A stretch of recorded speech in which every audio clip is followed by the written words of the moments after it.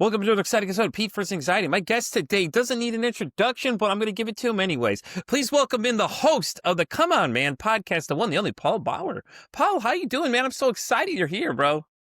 Pete, you know what? When I saw you pop up on Podmatch, I was like, get out of here. Pete's on Podmatch. Like, let's do this. So I reached out to you and I was like, I'd love to be on your show. Right? You're Definitely. Listen, I've been following like, Paul since the Paul, what beginning, the hell? man. But like, we've been following each other on TikTok for a long time, man. Hell yeah, So man. it's a Since the long time beginning of coming. this thing. Definitely. It's been so exciting, man. I so really sorry I was telling Paul for recording the throw. I saw you on TikTok. I've talked to you on TikTok, and now you're here on the show. So, Paul, why don't you tell me a little more about yourself? You want my Batman origin story? There you go. Like, Do the how did I Batman get origin into all story. I this? love it. Yes, go for the Batman origin All story. into this nonsense. Well, okay, so let's go way back in time. Let's go back to high school. I was always pretty good with girls when I was in high school. I always had girlfriends. Lost my virginity when I was 16. I went to like 4 different proms and stuff like that.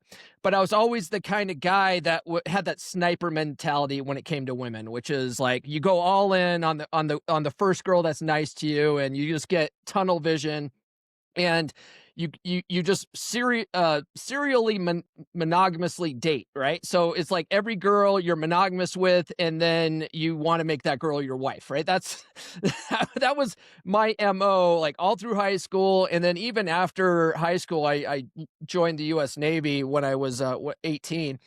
And 2 years into that enlistment, I met my now ex-wife. And so I went home on leave. I met her through mutual friends. I went to high school with these guys, and she was going to college with these guys. And we met at a house party, and we immediately hit it off. And we stayed in contact long distance because I met her here in Colorado, and then I was stationed in California with the Navy, and so we had this long distance relationship for almost a year, and I eventually convinced her to move out to San Diego with me, and we got an apartment, and within 3 months of living together in that apartment, we eloped, right? So in person, we barely knew each other. And a big reason why I did that was because I was that blue-pilled guy. I'm a protector, I'm a provider, and by God, I'm going to make sure this girl is taken care of. And I wanted to make sure she had the government benefits in case something happened to me, because I was getting ready to go on 2 deployments. I was going to go on a 3-month training exercise and then a 6-month full deployment in the Middle East. And so I was gone. Our first year of marriage, I was gone for 9 months of it. And luckily, though, that wasn't where our problem started. We actually had a pretty good marriage for the first, I would say, half of our marriage, right? And we have 2 beautiful kids out of that. But the last half of that marriage was miserable for me. Just, we were married for 14 years. So the first 7, pretty good. The last half, miserable.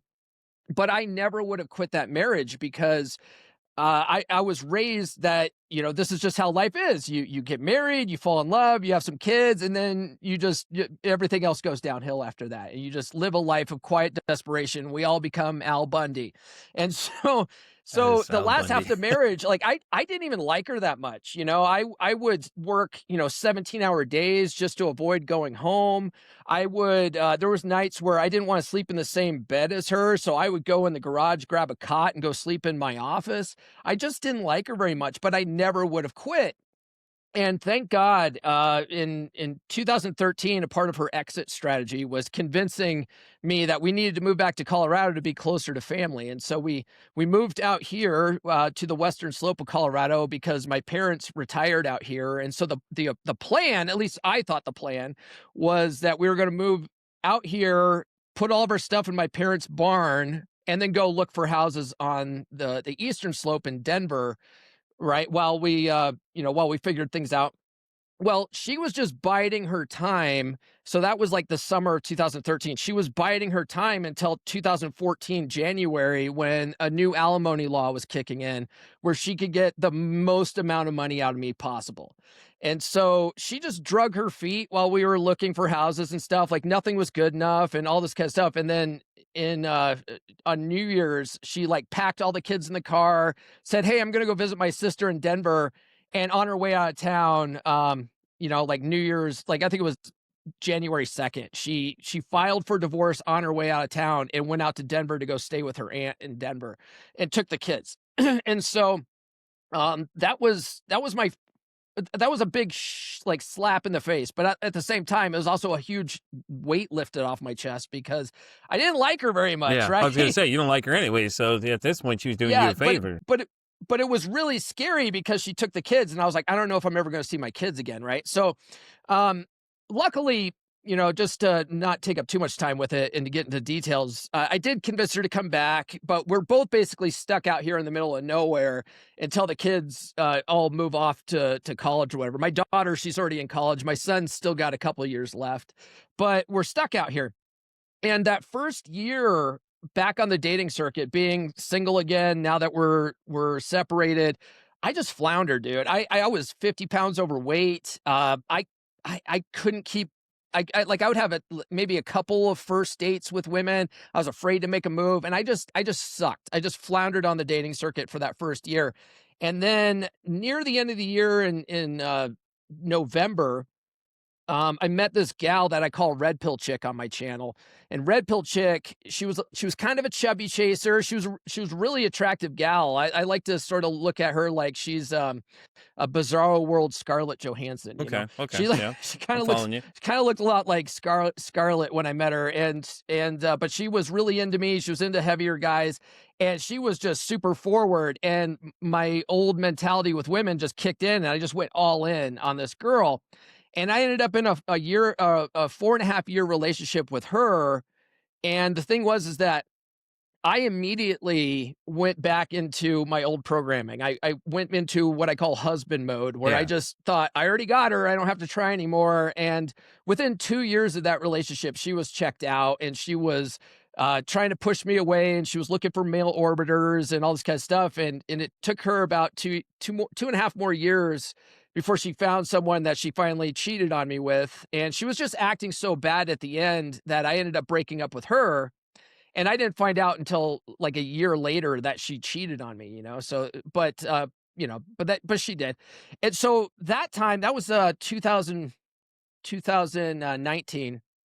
I found myself back on the dating circuit again, but this time I was 50 pounds lighter, and I was able to get dates like no problem this time, because it's amazing, if you lose weight, you're more attractive to women, right? But I still had the unattractive uh, behavior. So yeah, I was really needy. I was pushing girls for relationships and stuff like that. And I couldn't keep women around longer than 2 or 3 dates. And I didn't know what the hell I was doing wrong. And finally, I just had this epiphany that I was the common denominator. Like, the two biggest relationships in my adult life failed. I can't keep women longer, around longer than 2 or 3 dates. Like, what am I doing wrong here? And one of the blessings of Red Pill Chick in that relationship was she was really big into audiobooks. And so I was like, I bet you there's some audiobooks I can listen to and really understand relationships better. And so I did a deep dive in intersexual dynamics. I read books like No More Mr. Nice Guy, How to Be a 3% Man by Corey Wayne, Dating Essentials for Men by Dr. Robert Glover, Rational Male, Rollo Tomasi, just you name it. I probably read it. And some of those books I've read 25 times now, but I just did a complete extensive deep dive, and that landed me in a men's group called the 3% Man Group on Facebook. And that was a pretty big group. There was about 1,500 guys in there, and we were all studying Corey Wayne's material. And out of that group, I started my podcast, mm-hmm. and I was originally just interviewing other guys in the group, like, "Hey, how'd you end up here?" And every guy has the same story. It's pretty funny, but we all have the same story. And then that podcast grew from there. I started interviewing some of the guys, of the books that I've read. I ended up being invited on a panel show on Saturday called Rule Zero with Rollo Tomasi. And I did that for like 3 years, and it just grew from there. Now I have 4 of my own books, and I've been coaching guys ever since. And now I do this full time. So it's been a whirlwind the last several years, man. Yeah, because I remember when I saw you on TikTok and I came across yours, it was when you were doing the podcast in the beginning. I remember because then it later on Nurse Chick showed up and I was laughing because I love the names you were giving me. This girl's like, well, Nurse Chick came and you were talking about her and everything. And I was like, oh, yeah, that's right. And then that's when I've been watching ever since, and I was like, I always listen in and all this other stuff. You know, it was probably one of the first podcasts I really dived into. Like I've listened to some podcasts here and there, but yours was the first one I really just started hardcore following.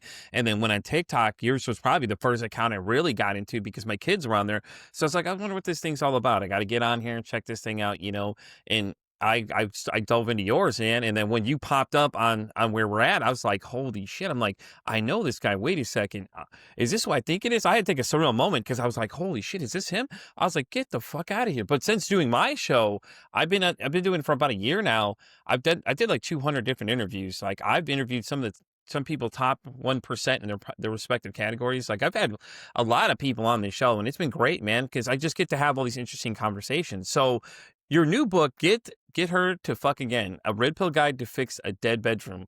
What is the book about, man? I mean, like I love your advice, everything you come saying, because when I was dating, your show was what I was listening to, man. And let me tell you, the market wasn't too fun out there. There's some wild Market, chicks.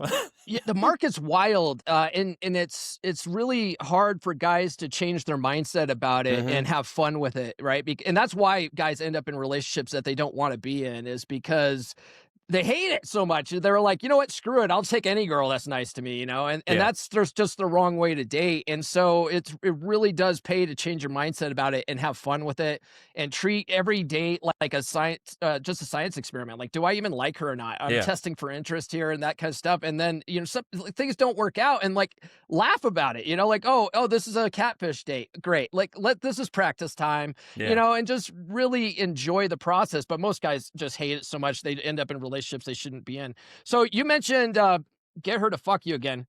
I love that This name. actually, I this dropped in January, Hmm. and my latest book actually dropped in June or July rather.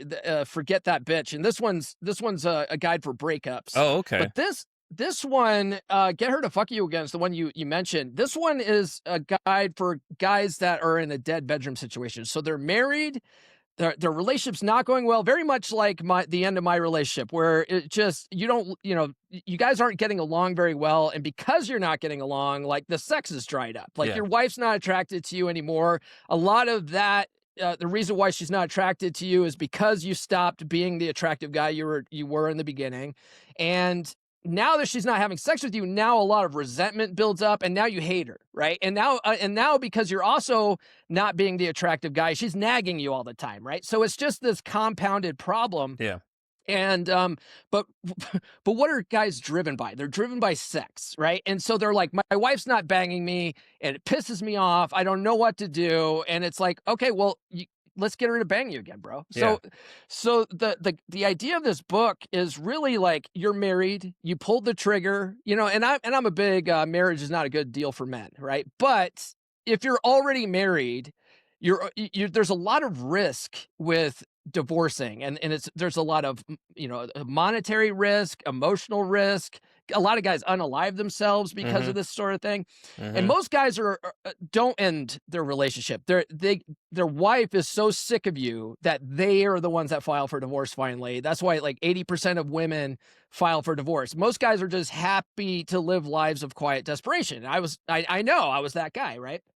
So but what guys really notice is that the sex is dried up, and that causes a lot of resentment. And Don't you? so Wouldn't you say it's a lot of reasons why they cheat too? Is because, oh, she's not giving it to me, so I'm gonna find somebody else to give it to me then, and then that's a lot of problems caused too as well.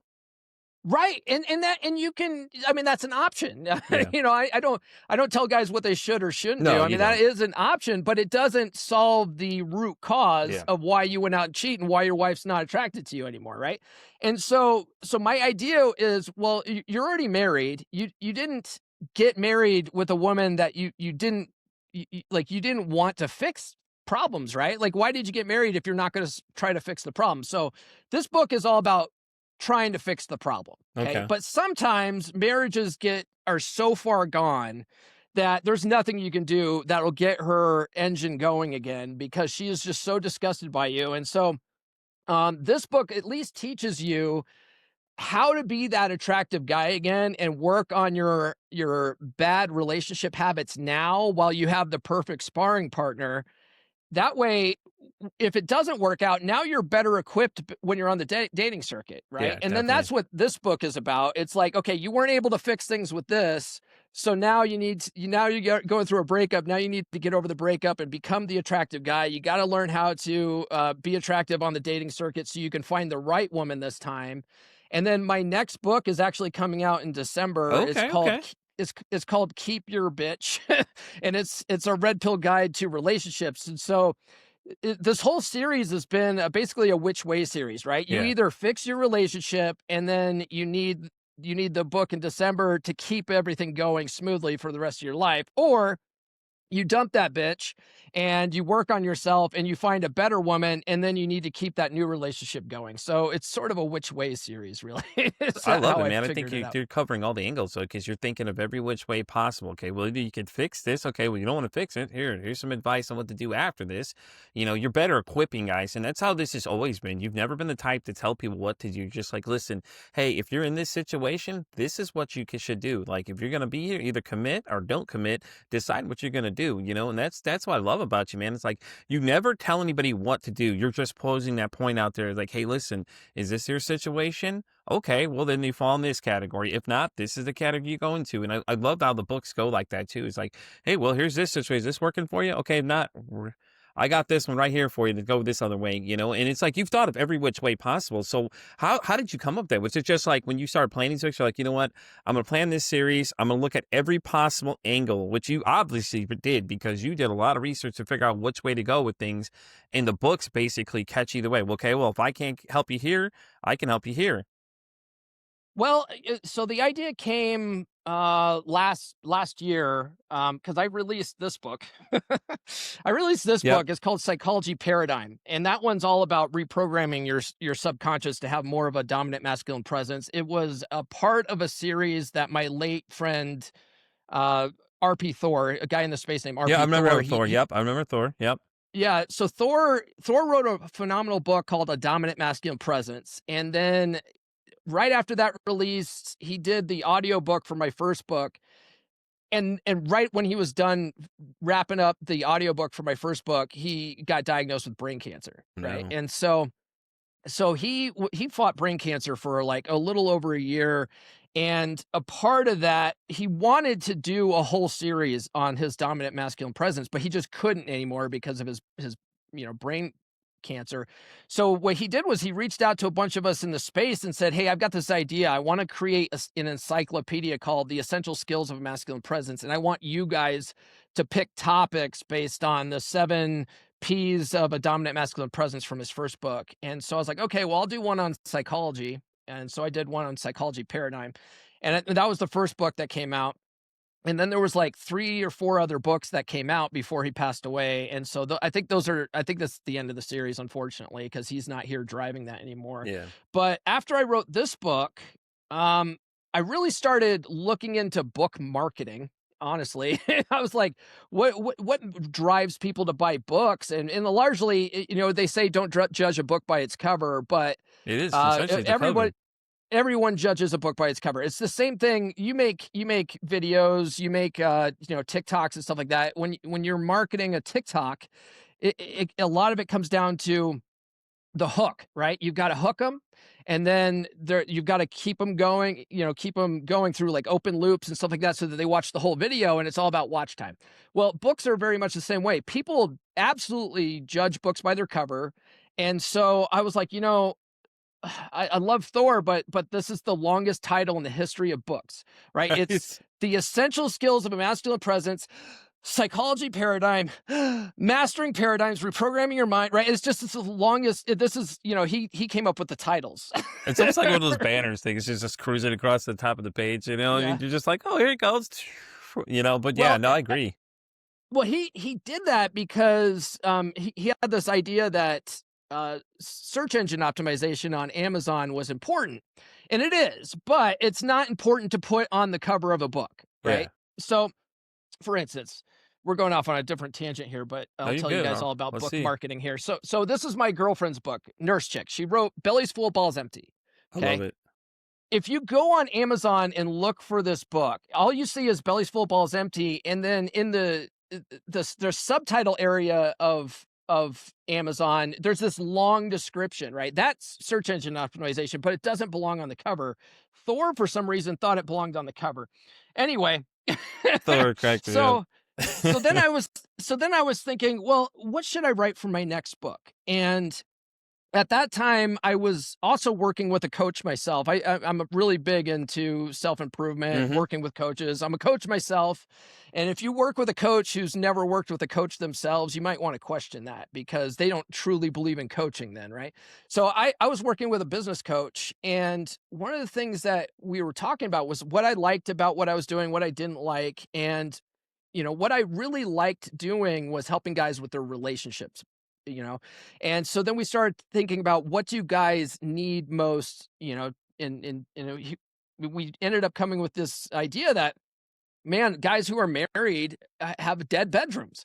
Oh, there's so many guys that once they've been married, past that 7-year mark, like the sex dries up and they're miserable, and everyone hates being married and stuff. And I was like, well, I could help guys with that. A colleague in my space had recently written a book on dread, on dead bedrooms and stuff like that, and so I knew that there was a big market for it. And so I was like, you know what? Why don't I write a book on fixing your dead bedroom, and I'll call it "Get Her to Fuck You Again." Yeah. Listen, Because anything less than that title, I don't think it would have been you because you're just really authentic, and that's what I liked about you from the beginning was just that raw punch in the mouth thing, and you were just like, "You know what? I'm just gonna fucking say it. You like it? There's not. There's the fucking door for you. See you later." yeah, and what's really funny about that though is a lot of guys who what we call blue pill, right? They're very blue pilled in Mhm. their thinking. They find it offensive because not because they don't believe that they want their wives to fuck them again, but because they think that women don't like that. They like nice guys, right? Well, what guys don't understand is that 97% of dudes out there think they're being different by being nice guys because women complain about all the jerks. But who do women go for? They go for jerks. They don't go for the nice guys. And you thinking you're being different, you're actually being like 97% of the other guys out there. Okay. So you need to let go of that mentality. I'm not saying you have to be a jerk, but you got to let go of this mentality that women aren't into those kind of guys because they absolutely are. That's why they complain about them all the time because those are the guys they go for. And so another thing that guys think is women don't want to be fucked. They want to be made love to. No, Yeah. they don't. A really phenomenal book that will absolutely change your viewpoint on women forever is a book called My Secret Garden by Nancy Friday. It was written by a woman back in the 1960s. And what she did was she was having dinner when she had this idea for a book. She was having dinner with some couples, and she brought up the idea of her book, which is women's sexual fantasies. And this husband goes, what kind of book is that? Women don't have sexual fantasies. He's like, honey, you don't have sexual fantasies, do you? And he says this to his wife. And women are very big on their reputation. They Yeah. want to they don't want to be judged by people in the room and stuff like that. So of course, this wife goes, "Oh no, honey, no, of course not. We don't have sexual fantasies. We don't need that sort of thing." Right? And at that moment, Nancy realized, okay, this will only work if women are anonymous and they can write in. So she put ads in newspapers all across the country and asked women to write in anonymously their sexual fantasies. So these women not being judged, not being inhibited, not have to worry about their reputation, were super honest with their sexual fantasies. And let me tell you what, it is the most disgusting book you'll ever read in your life. I got halfway through that book and I was like, I can't even finish this. This is so gross. Jesus. Right? Like, and I'm talking like bestiality. I'm Yeah. talking like pedophilia stuff. Like, it's just gross. Some of these women's fantasies, but Yeah. because they were uninhibited, they just wrote about whatever. And you got to think about it this way. A much easier and less gross way to think about it is 50 Shades of Grey, right? That book sold millions of copies. The first book was self-published too. It sold millions of copies Mhm. and got its own books or movie series and everything like that because women are into that kind of stuff, right? So you got to let go of this fantasy Yeah, that because women are it's these the thing that pure that they don't angels. like you said, like with her book, Nancy's book was is that fact that they didn't nobody knew it was them. They're very discreet about it. But if they were honest with you, a lot of them would blow your mind from, exactly what you were just telling us. Some had some fucked up dreams, some fucked up fantasies going there, especially Bestiality. What the fuck is wrong with these fucking people? Like, wow. But yeah, it makes sense though. It's always the thing of, guys always make the comments, oh, well, I wish women came with an instruction manual or this and that. And we always assume that we know what they're thinking and things like that too. And I think that's our first mistake, is that we automatically go into this thing thinking, oh, we're going to play the nice guy, because it's always portrayed. Think like movies are everywhere. People always portray as the nice guy is always sniffing up on your girl kind of thing, but really it's not. No, it's not. In fact, what's also funny is if you look at most love story movies, Hmm. they're about cheating.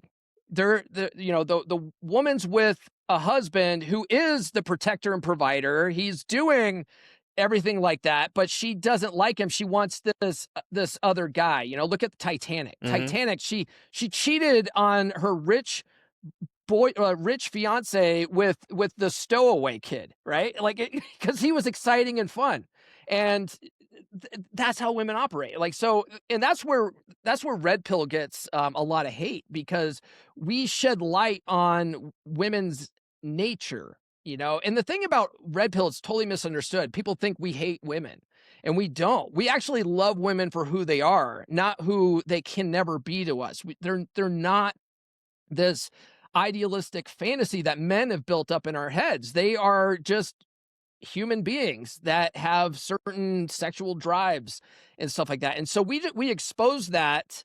But every guy in the red pill space actually loves women. We Yeah. actually understand where they are, we understand who they are, and we don't judge them for it. And that's what women actually love about bad boys, is we give them plausible deniability, and we don't judge them for being total absolute sluts, and so they're able to just be who they are, and they love us for it. And so once you understand the game a little bit, you can play it better. It's really what True. it comes down True. I to. mean, if you think about it too, because everybody always shames everybody because the numbers game, that conversation comes up. You ever actually had that conversation with somebody and had to talk about the numbers, it never turns out well, because somebody in the group is going to get jealous, you or your wife or your partner, whoever's going to get upset because the numbers don't match up. Like, I had this conversation with somebody before, and I gave them the number, and I was the one that looked like the whore, but I was like, well, I don't know what to tell You're you. talking Like, about body count? yeah, body count. You're talking. Basically body count essentially, Okay. you know what I'm saying? It's like if you start having that conversation, people always say, "Oh, I want to know what your body count is." You don't want to know that number. You don't want to know. Nobody really wants to know. No No. one wants to go down that dark road. So there's two different red pill archive type stuff. There's a whole website called the Red Pill Archive. It's all just archived old posts and blog articles and stuff that goes back 20 plus years, right? And there's two things on both sides, one for men, one for women. Rollo Tomasi, he has his 9 iron rules of Tomasi.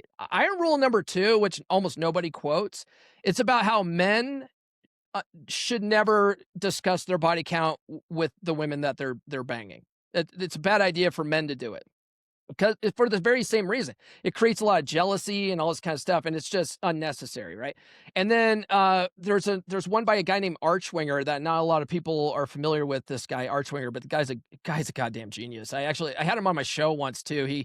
He came out of the woodwork. Like, he disappeared for like 10 years, and then he came out of the woodwork a couple of years ago, and so I had him on my show, and the guy's just an absolute genius. He's an attorney. It's funny, like, what he does for a living, but he had an article called what is it? Assume she's a slut, but don't obsess about it.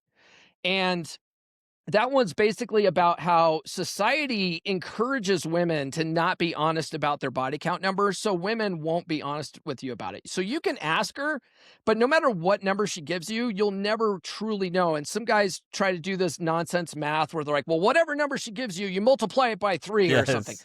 What is that shit? Even then you don't really know the true number, I really don't right? think it And so. matters, honestly, in my opinion. It doesn't matter. It's like, who cares, dude? Like, I think people worry too much about people's other business, like that, the past and things. Those are the past. That's their past for the reason. Like, you ask questions and then you get upset when you get an answer you don't like. It's like, then don't ask a fucking question, man. Discussion. Right, exactly, and that's the problem with it, right? You will, and what's funny is when guys get obsessed over a girl's body count number, they're inadvertently putting her on a pedestal, and Mhm. they're like, "Oh, somehow she's ruined because she had sex with all these guys, and I should have been at the beginning of that line." It's like she's the same person back then. You just would have been at the beginning of the line. She still would have banged 20 other dudes, or however many guys it Mhm. is. So it's like, get it out of your head. It does no good.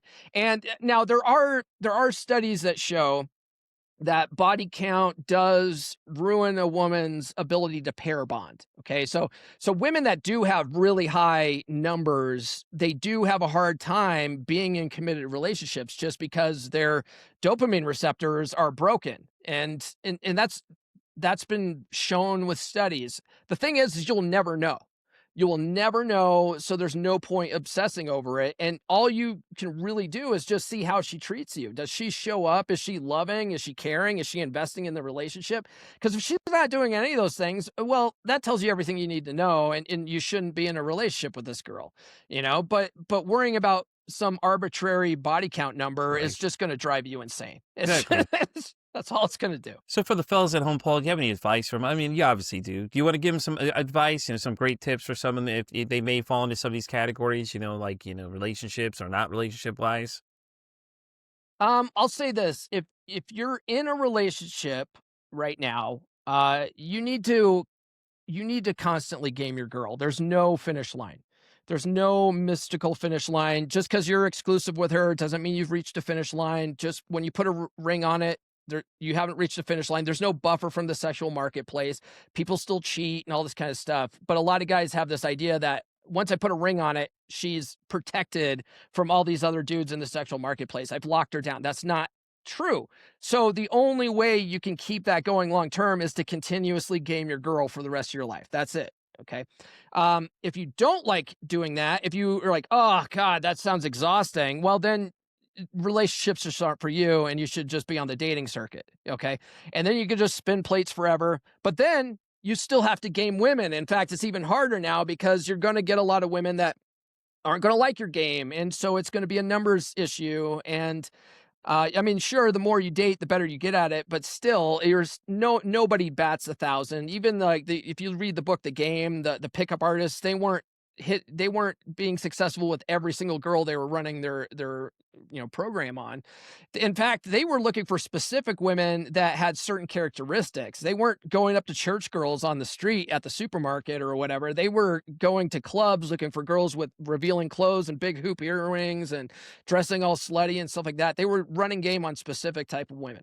So just know that it's going to take some effort. But for me, one of the things that I hear a lot from like guys in the MGTOW space and black pill space is the juice isn't worth the squeeze, bro. Well, the thing is that everything that it takes, everything that you need to do to get better with women makes you better in every area of your life. Your business, uh, your business life improves.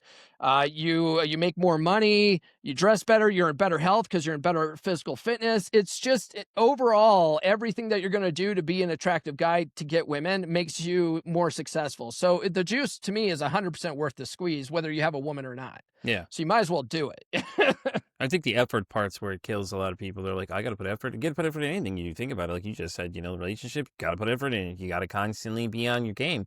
If not, you still got to be anyways because you still got to be prepared. You got to do something. You can't just sit there and float through and go expect everything's just going to come to you or just things are given to you. And I don't, that's why I have the problem with some people. Like they're just like spoon fed shit. And then it's like, well, where's their drive to earn these things? It's like you have mom and dad coddling you for so long, and then when you leave the coddling, then you don't know what to do, and you're completely lost. Well, I don't know.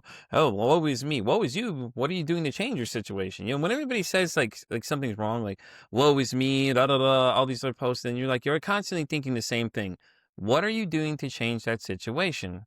And if their answer is nothing, well, then you put yourself in that situation. You're not looking for other avenues. Oh, well, I tried this. I tried that. Okay, so you got to try something. You got to do something. May change your situation. Make better decisions on what you're doing. How about think about what you're doing too? If she and you aren't being intimate, like you said, there's something that's not going right there. Are you not doing something right? Or You know what I mean? It's like there's an answer for something, and sometimes I think people just don't want to do the effort, and then they're just like, "Well, woe is me now. Everybody come support me, this and that." Da, da, da. And it's like, sure, I can help you so far, but if you're not going to put the effort in, then I'm not going to waste my energy to even talk to you and even add any advice. And it's crazy though, man. It's just to me, it's just like like you said, you got to put the It's work in. venting, right? Hmm. One thing that guys don't understand is that venting is very feminine behavior, especially if it's guys doing it, right?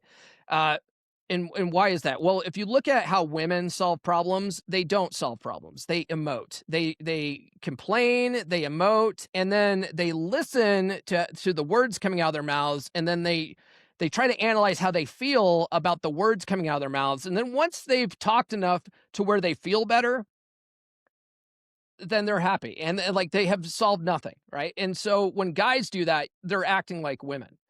And guys do much better not bitching about it. And like if you don't like your situation, what are you going to do about it and taking some action? Like your podcast, right? It's Pete versus anxiety.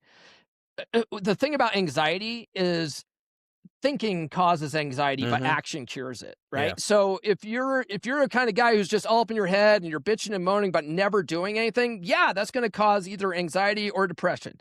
Those are the two things that come of not doing anything about it.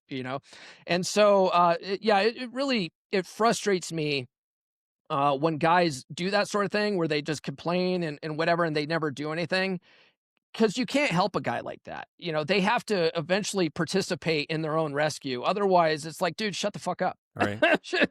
No one cares.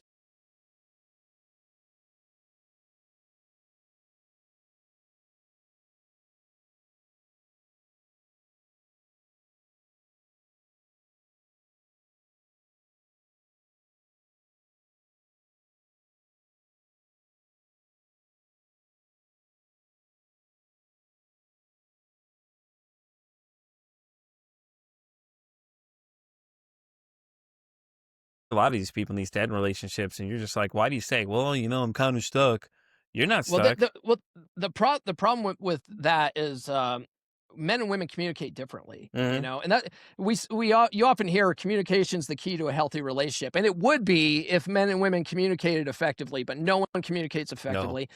Women communicate in hints and subtext. Yes. Right. So they will hint at problems, they'll hint at things that they're not enjoying about the relationship, and guys are oblivious to it. Guys are more with direct communication. Yes. And then when guys go and complain to their wife with direct communication, she doesn't hear what you're saying, the words coming out of your mouth.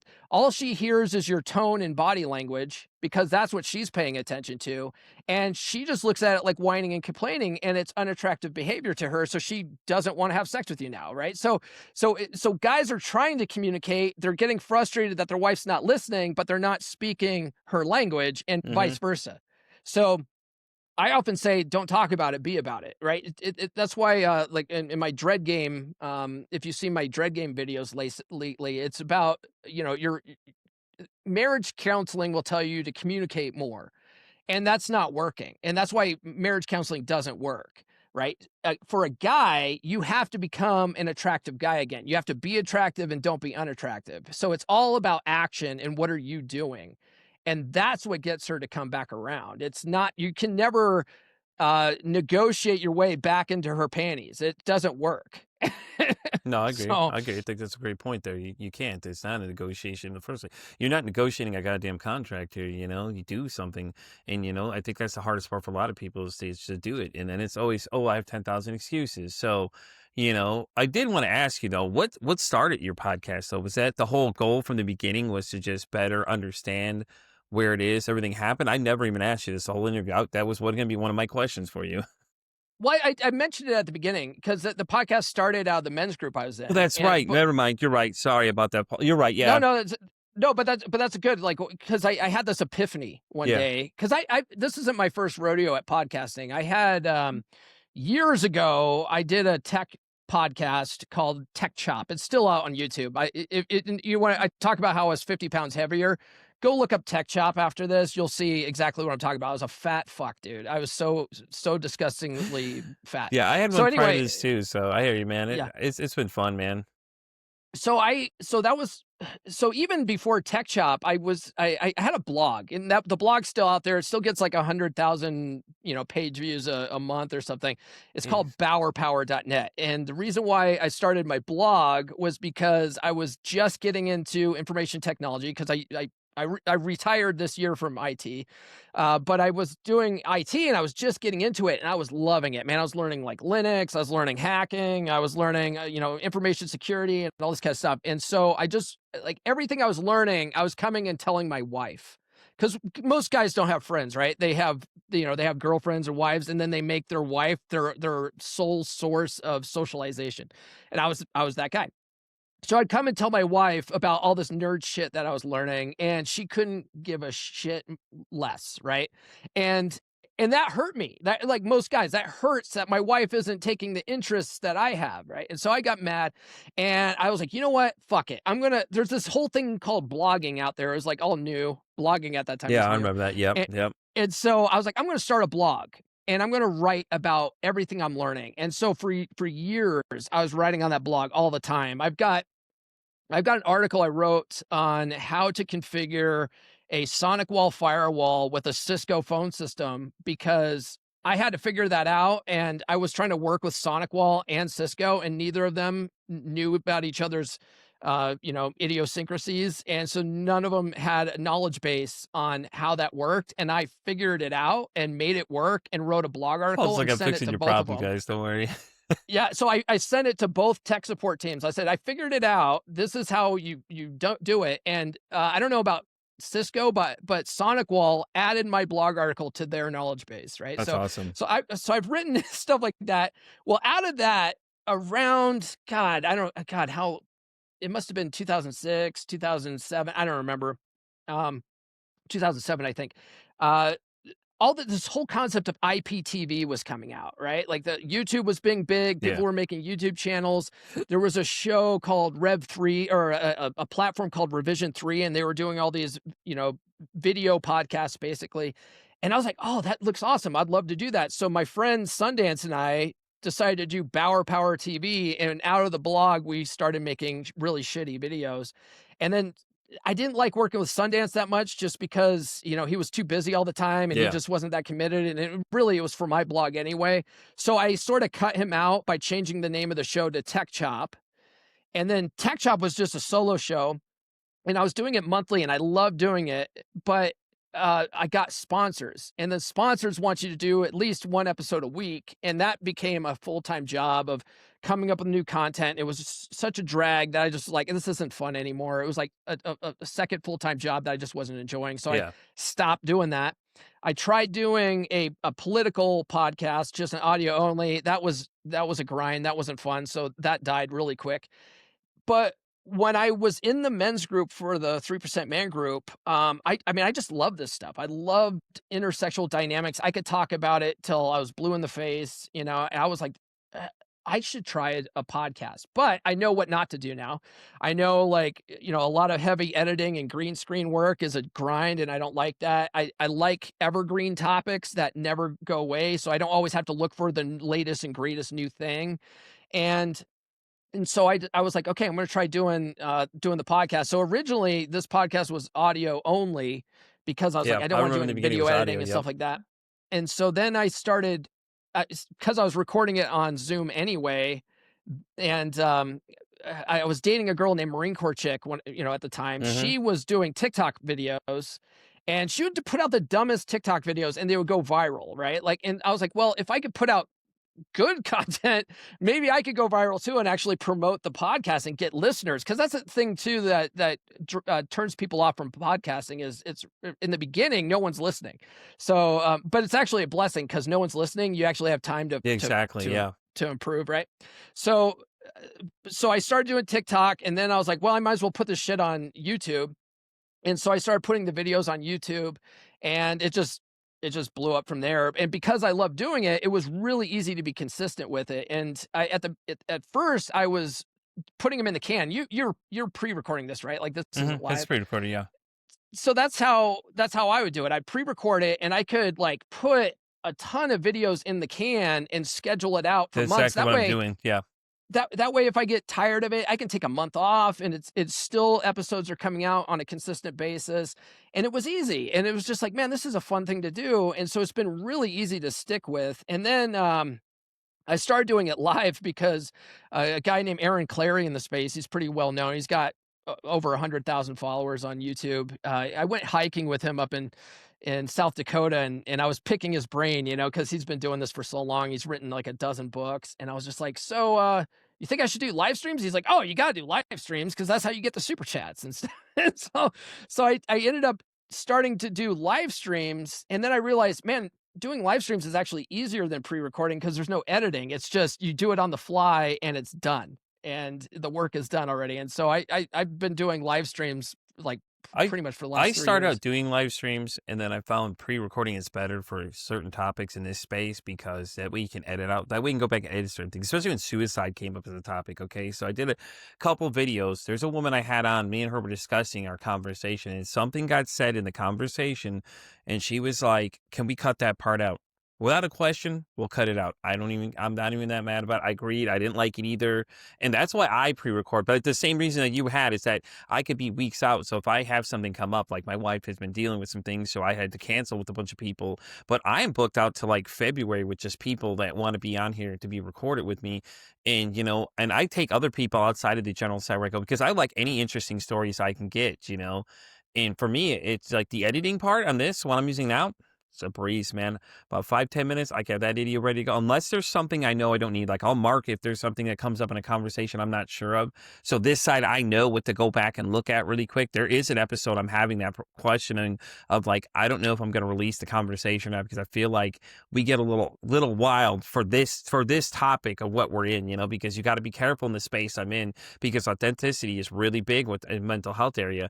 And I was like, my wife was telling me the same thing in the beginning. She was like, you know what? You got to be real. And she's the type that's real, just straight punching them out type. She'll tell you straight up, like, hey, you're fucking up or you're not fucking up, or hey, you need to be serious. Like she deals with her own mental issues. So I was using a lot of her advice when I was starting this thing. But you could see from the beginning to where I'm now, the conversation evolved from the beginning. It was just so nerve wracking. But now, like 200 episodes later from the first season, I just decided to do 200 episodes because I'm an idiot and didn't think about that. But I was like, all that practice I got for just meeting people, it got a lot better. And then the comments are coming in. It's like, oh man, he's so great.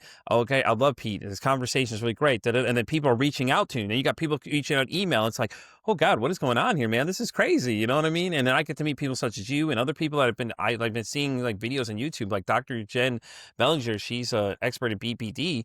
She was on the show and she's one of my top 5 guests. You're actually number 3 on the list, by the way, just so you know. You're number 3 on my all-time guests I've always wanted on the show, man. So you being here is just so fucking surreal. But you know what I mean? It's just like, it's so cool though. And I found like every time I start doing an episode, somebody's listening to something. And in the beginning, the numbers are like, not a lot of people listening. Okay, well, I'm doing this more for myself. I just like what I'm doing. I like talking to other people, like interviewing people. And there's some guy emailed me, okay? So he goes, well, your numbers are kind of low. I'm like, what numbers are we talking about? Like YouTube, Rumble, Spotify, iHeartRadio? Like I'm everywhere possible. I think we need to narrow down what topic we're talking about. Like I'm constantly Yeah. posting things everywhere. So Well, like, a lot of people don't realize too is like your Apple numbers aren't published to the public. So how do they know, right? Like they don't know. Like the only numbers that people can really see is are your like YouTube subscribers. numbers. Yeah, your Yeah. subscribers and YouTube numbers. And my YouTube numbers are generally pretty okay and things like that too. But I'm on TikTok, I'm on X. Like I'm like you have to like Spotify and audio site is more active than my YouTube site, which is okay. I get works, but that's Same. why I post Same. everything. You know what I'm saying? Like I post it everywhere so everyone can enjoy it where they want to watch it. And things like that. But for him to message that to me, we were having this conversation with some other podcasters I talked to, and they were like, really? He said that to you? I'm like, yeah, I responded back. I said, just so you know, it's like saying something, and I just came with something randomly insulting. I was like, that's just like insulting somebody. Like, these are some things you don't say to somebody. Well, I have 25,000 subscribers. Okay, let me go look at your numbers of your videos. So when we're looking at this number of videos, 100 views are what you're getting out of 25,000 people. Did you buy those followers? I hate to say it, right? But I was doing a pod match for months, and Yeah, largely because my business coach was like, "Oh, you got to go on other podcasts. You got to go on a lot of podcasts." yeah. And this is why I think what you're doing is great, Pete. It's because I said be consistent, right? Be consistent. The Yeah. thing is that 99% of podcasters out there do it as a hobby. They do it very willy-nilly. They don't put it up consistently, and no one tunes in. And so the thing is that when you go on a lot of other people's podcasts, you'll find that they aren't getting hardly any numbers. It's like they're getting like 5 views on YouTube. I don't know how much they're getting on audio, right? But there's very few of them that are actually doing well. And I'm like, I'm getting on my own show, I'm getting way more numbers than you're getting. Why am I going on your show? And I hate to be like arrogant like that, but it's like, when you're looking at, time is valuable.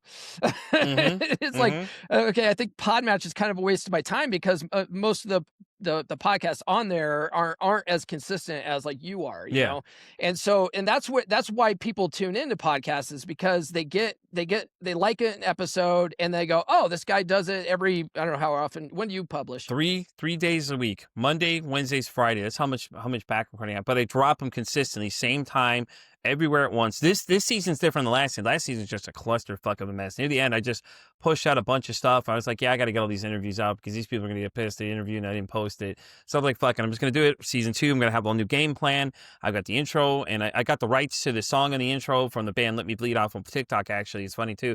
But yeah, that was the thing that Paul had told me in the beginning. I reached out to this man. I said, Paul, I need to ask you a question. He said, yeah. And he reached back, and I was shocked when he reached back.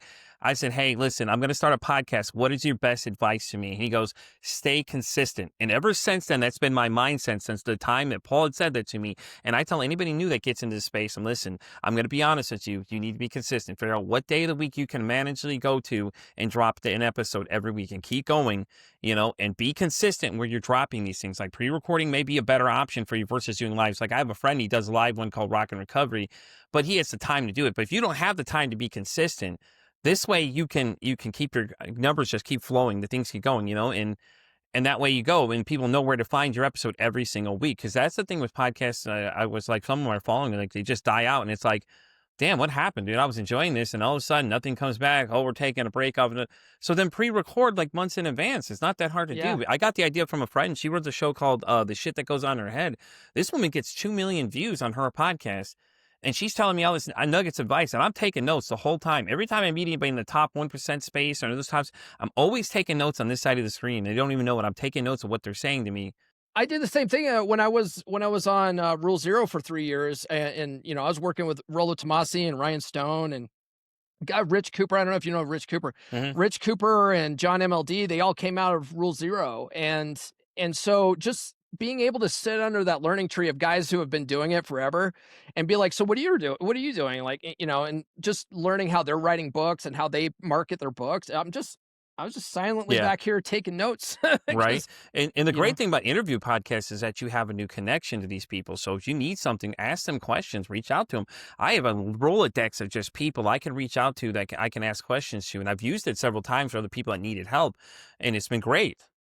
An interesting guy in the space that, I consider a friend, and he and I, we periodically we'll just have one-on-one Zoom conversations, right? Is legendary porn star Eric Eberhard, and I Really? met him on Match.fm, which is very similar to Podmatch, and he pitched me he was at that time he was marketing a book called Unleash Your Sexual Superpowers, and I was like, "Oh god, I recognize that guy from, the training videos," right? Well, but anyway, I see him, I'm like, "Jesus, that's" he's a legendary porn star, like, he's been in the business forever, so I got his book, I listened to it on audio, and I was like it was a phenomenal book, by the way.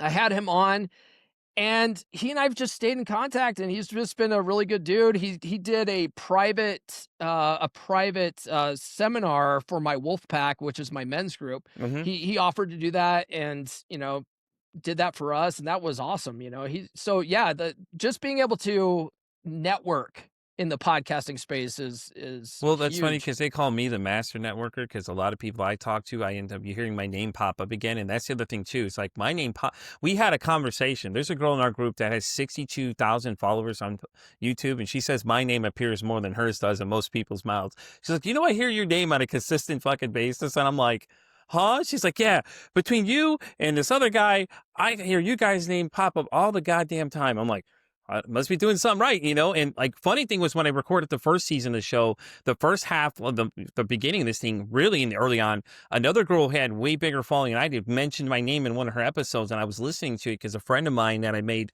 when I interviewed on her show. We were following each other. I saw she popped up on the other girls. I was like, oh, I'm gonna go check this out, you know. And then all of a sudden, hey, do you know Pete versus Anxiety? I'm like, oh shit, they're talking about me here. Hold on a second. What up? And this girl was mentioning me. She was talking about how, you know, with the things that in our conversation. And she's like, I was on a show with this guy, you know, Pete versus Anxiety. And I was just like, holy shit. I was like, that's the first time my name, but my name gets mentioned a lot more apparently that I don't, some shows I've never even, I mean, but people are always talking about it, which is a good thing too, because that's how people get to know who you are because they start mentioning your name and things like that too. So everybody calls me the Massive Networkers. I'm like, because you'll probably end up hearing my name appear somewhere again by somebody because I'm always introducing new people. Like, hey, listen, there's a person I want you to meet, and I start, you know, introducing people, other people, and things like that too, man. And it's been fun doing it. Like I said, I'm already booked out to February with people. So like by the time this episode airs, it'll probably sometime December or maybe 2026, honestly, because I just have it all set up like that, so I could take off time for things I need to do, and that way, you know, I could focus on what I need to do, and then if I need to take a break, I can. But you know, like I said, it works better for me, but it just depends. Like, you know, live shows where I did a bunch of them before. I had a lot of activity on some episodes, other than that, but it just wasn't for me. Which, you know, maybe I'll go back to eventually. But it was great though, man. It was a good time. It's always so real when you hear your name being mentioned by other people, especially top people that have been on this show that have said yes to being here, even though my numbers were really low in the beginning. They said yes. I was on a Holocaust panel. I had to be a part of a media panel at this past year, you know, and things like that. It's been so great ever since I started doing it. But like I said, I'm consistent, and ever since you said that, man, that's been my mindset. It's like, if I'm going to do this, I want to make sure I can commit to the schedule, make sure the things go. So, man, I appreciate you taking the time being here, and hell, even the time taking the time to reach out to a guy who just randomly messaged you on TikTok asking you questions. Well, I answer. I talk to everybody, and which I sort of pride myself on because there are people in the space that don't answer their own IMs. They have handlers Mm. and stuff. You We know, we like had actually had that conversation, Paul, with the two-time international bestseller Shadowworking. Miss Kim Corder and I were talking about it. She's like, I tried to answer everybody's questions, but sometimes my assistant has to respond. But you can tell the difference between who's answering her versus the assistant responding. So we were laughing about that, and like, people get mad at me sometimes because they flood my inbox, and I'm like, I try to respond to everybody, but unfortunately, sometimes it's hard to respond to you. People are like, well, I sent you an email. I'm like, yes, you have to understand, I get lots of emails. Like, I get like 20 emails a day sometimes of people just reaching out. I promise you that you're getting an answer from me eventually, meaning that I'm probably busy, but I'm not ignoring you. I promise you that much. where I won't answer people is like sometimes people just randomly send me crap. Like they'll send me someone's video and they won't say anything about it. Thanks. I'm not going to look at that. I've got too much time on my hand. Yeah. But if you reach out to me and you have a legit question, like I'll answer it, you He know. does, man. I'll, I'm telling you right now that Paul answers you. He'll answer any of your questions. Just make sure they're legitimate. Don't waste the man's time. He's got better things to do. well, and I don't like being like sound like an arrogant a-hole because I kind of sound like that too when I said, you know, the guys people the podcasts on Podmatch, like they don't have any following, you know. But if you have a podcast and you reach out to me, I'll do it. I'm one of those guys who I like to pay it forward, you know. Yeah. And when I was up and coming and I was reaching out to potential guests because I used to do a lot of interviews, it meant the world to me that anybody would be on my show, you know. And then let alone bigger name guys in the Hmm. red pill space when they came on my show, it was, life-changing for me, you know, and so, like, I'll absolutely do anybody's show, I don't wanna spend money on Podmatch anymore. No, That's I hear you, really what man. it comes Listen, down to. I'm not paying much on my side, honestly, but it's cool though. Like I said, but I think people need to get the no. I think that turning people down is a thing. They need to understand how to accept no as an answer. Because at first it kind of left a bad taste in my mouth. Now I'm just like, okay, whatever, forget it. I even had my acceptance rate up to 100% at one point. People were just saying yes because they knew who I was, or they've seen something I've done, or they've seen some of the people that have been on. Oh yeah, somebody mentioned your name. I was like, oh, you know, and I get no's here and there, and it's okay. Like, you move on with life. It's the same thing with anything else. But anyways, as we start wrapping up, Paul, I did want to ask you a question, though. I ask everybody the same question on the show. I stole this actually from the same person that gave me the idea of how to do my recording schedule, the woman that runs the shit that goes on in her head. If your mental health had a song, okay, what would that song be? My mental health had a song, What would the what would it song? be? Yeah, I'm curious to know your Um, answer. I can see clearly now the rain is gone, Yeah, there maybe? you go. I kind of felt it would be something like that, or it'd be something like really like driven like a Pantera type song. Like Paul just feels like the type of guy. He's that Pantera guy. I see your wrestling stuff in the background. By the way, I've been admiring it since the beginning of the show. I did want to ask you who your favorite wrestler of all time was. All time is Stone Cold Steve Austin. Yes, That dude was the man. But I don't necessarily have like a favorite wrestler. yeah. There's lots of different wrestlers I like. There's lots of wrestlers I don't Well, I like. see the AEW poster back there. I've been admiring it. I love it because I think that what they're doing is better than what the mainstream guys are doing. The mainstream guys do too much and not enough action going on because I want to see the wrestling. I like the wrestling. I like the storylines. I was excited when Kenny Omega joined AEW. I was going nuts like a fangirl. I was like, Oh, dude, I love I this used work. to be a big fan of Being the Elite. I used to watch that every week I with love the that Young show. Bucks and Kenny Omega, and when they announced that they were going to work with Cody Rhodes and start their own promotion, I lost Me my too, man. mind. I was excited because I was like, I love Cody. I loved watching his dad, and, get me wrong. My favorite wrestler all the time was Ultimate Warrior because the kid, dude, he was just irrational. Every time he saw the dude, he's just like going nuts. He's like, He just was like, like the worst worker too, but he he had like a bigger than life like look and persona that He was a everyone loved massive him. guy. I bet him in person because where I'm at in Texas, he was actually in the area where I was. One of my managers knew I was a big fan and knew who he was and made a call and asked him if he'd mind coming by and saying hi to somebody who's a massive fan. I could not even begin to tell you the minute this dude walked in, I recognized him instantly. And I worked at this place where we were behind where the Texas Rangers play. So we had a lot of those players come in and things like that. Like Hank Blaylock, before he really got big, was in the restaurant, and we got to meet him as well. I got to meet Vinnie Paul from Pantera. Like where I was in this choice location. So all these people I've seen, and Vinnie Paul was interesting too, because if he's with his girl, you didn't bother him because it's just respecting. When he's with the guys, go over there and talk to him all day you want. He'll laugh with you. He'll chop it up with you, and that's what he liked about when he came in because he's like, nobody really bothered him. But yeah, when Ultimate Warrior out there, Paul, I damn near hit the floor. I was like, holy shit. I said, is that who he is? Hey, yeah, Pete, I got somebody I want you to meet. I'm like, no fucking way. He goes, yeah, well, your manager Sean called me and said you're a huge fan and asked me if I had any time to swing by. And I said, why not? And I was like, holy shit. The Ultimate Warrior standing here talking to me like he's saying my name. What I love about pro wrestling it is when guys leave WWE and they're still out on the indie circuit, hmm like you can go and meet them at these small indie shows. And there's a promoter out in Salt Lake City, Utah. Um, Manny Lemons. Manny hmm Lemons is his ring name. Manny runs a promotion out there called Devotion Championship Wrestling, and he'll DM me on Instagram and be like, "Hey man, you coming out? You coming out? Yeah, we got so and so coming out this week." I'm like, "Oh shit," I'll go out there and EC3's there, and like, Yeah, it's and so you can cool. go there and meet all those guys, and so I've got tons of autographs and stuff, but and yeah, you can meet. Like I have a autograph from Rey Mysterio because he That's was so at dope. a promotion one time in Salt Lake City, and I was like, oh yeah, I'll pay to go meet him. I met Diamond Dallas Page, Oh my and God, yes, DDP. I love DDP. he's such a cool guy.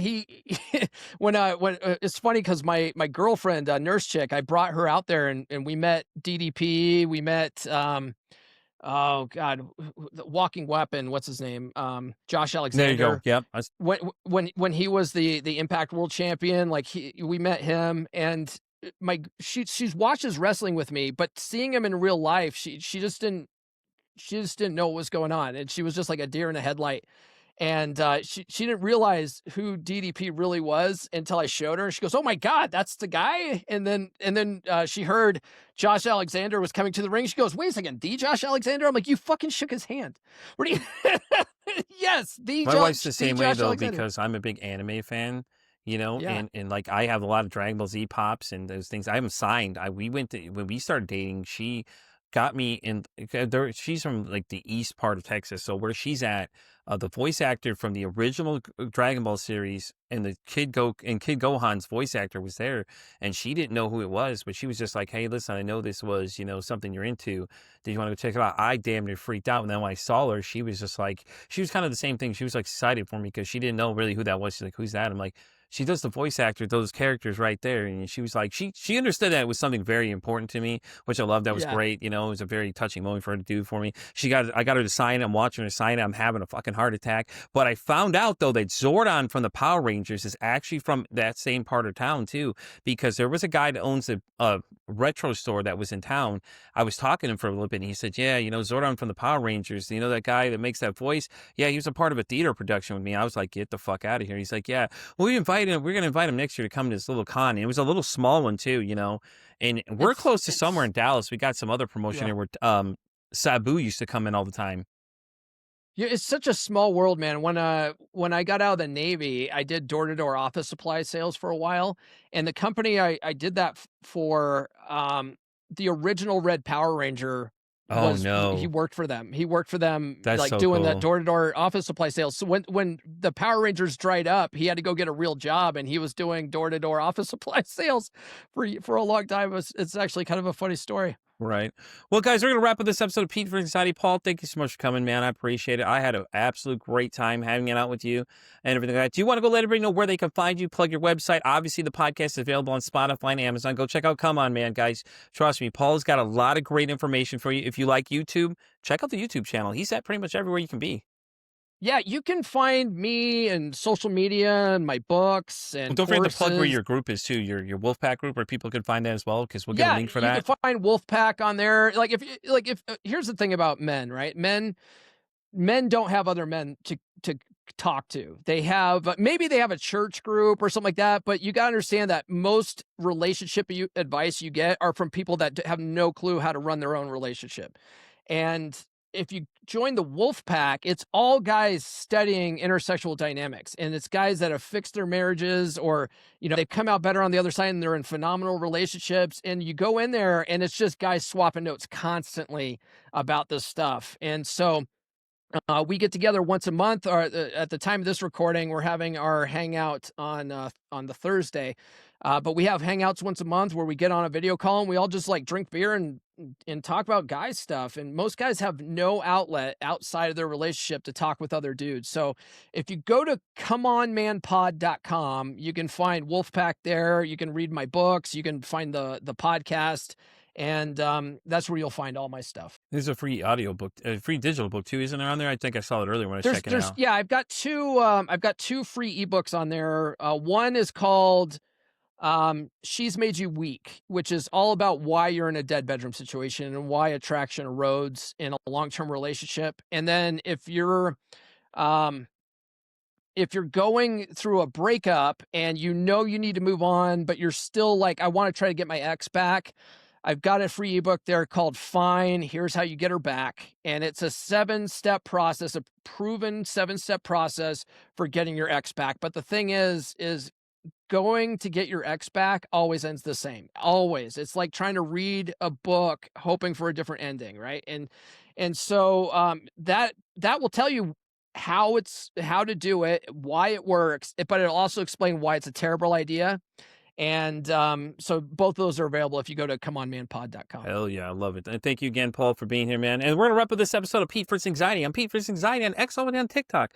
I'm on Spotify all the way down to Heart Radio. And as I always say, it costs nothing absolutely to be kind to somebody. One kind act you can do can save someone's life, or hell, you can make their day.